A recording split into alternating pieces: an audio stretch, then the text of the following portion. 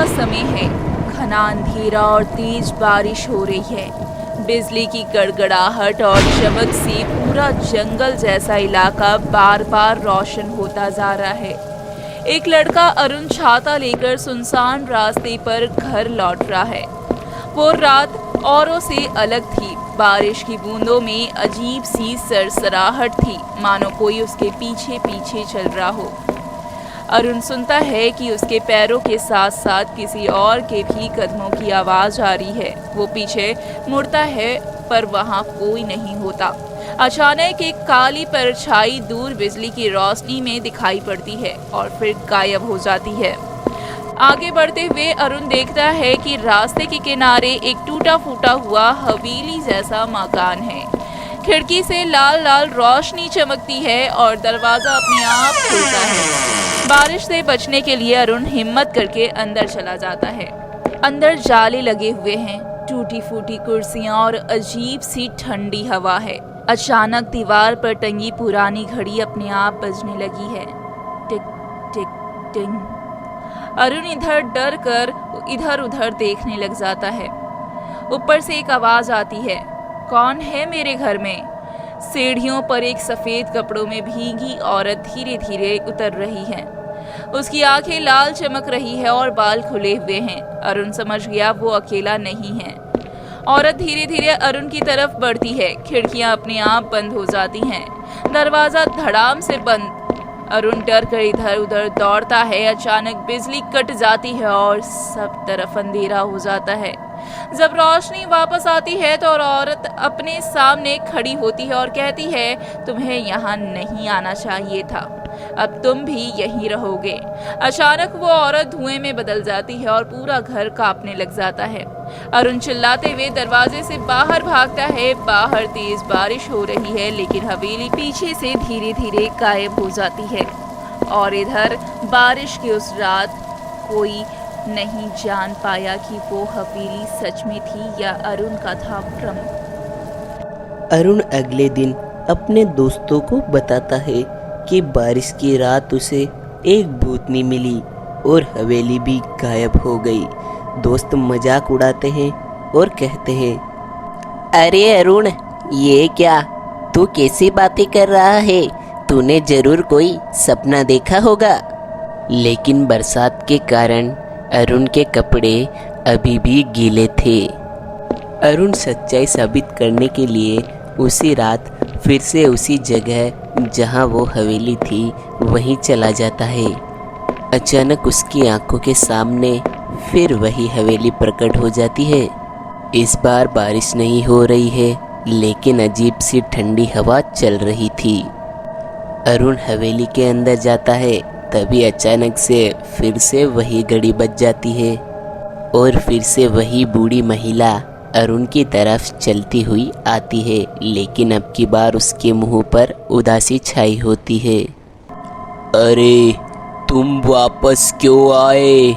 यहाँ से भाग जाओ, वरना देर हो जाएगी।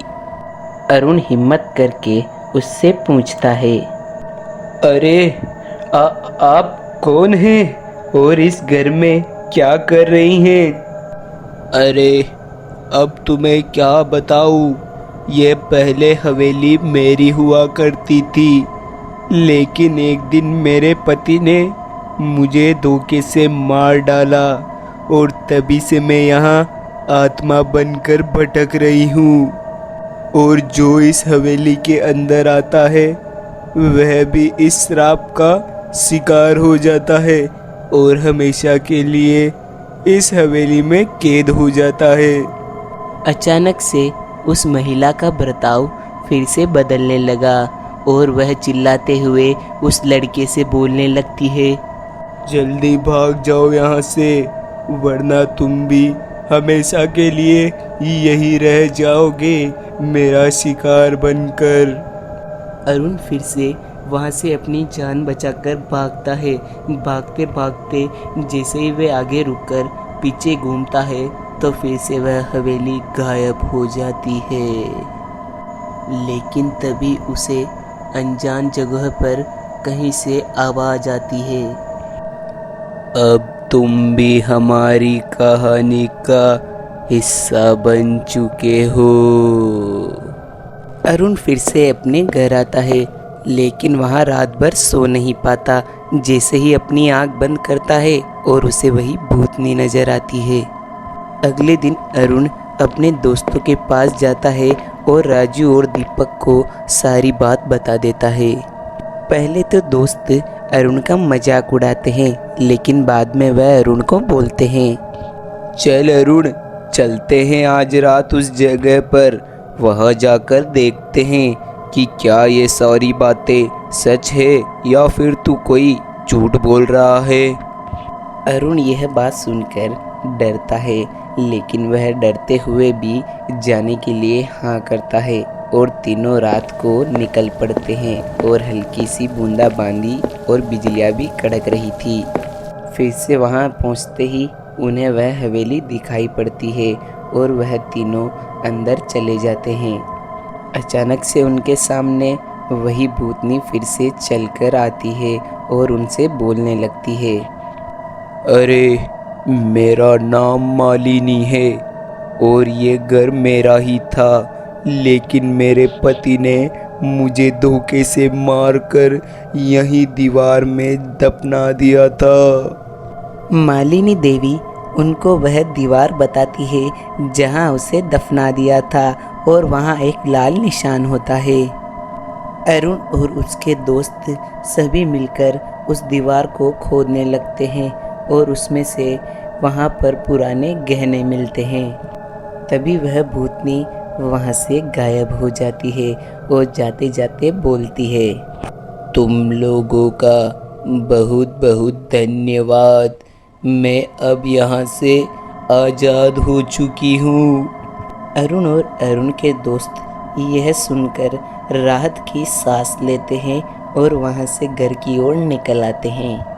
लेकिन अब भी अरुण जैसे ही सोने की कोशिश करता, तभी उसे मालिनी देवी की धुंधली परछाई दिखाई देती और कहीं से फुसफुसाहट की आवाज़ आती, मैं अभी गई नहीं हूँ, मुझे बस नया घर मिल गया है।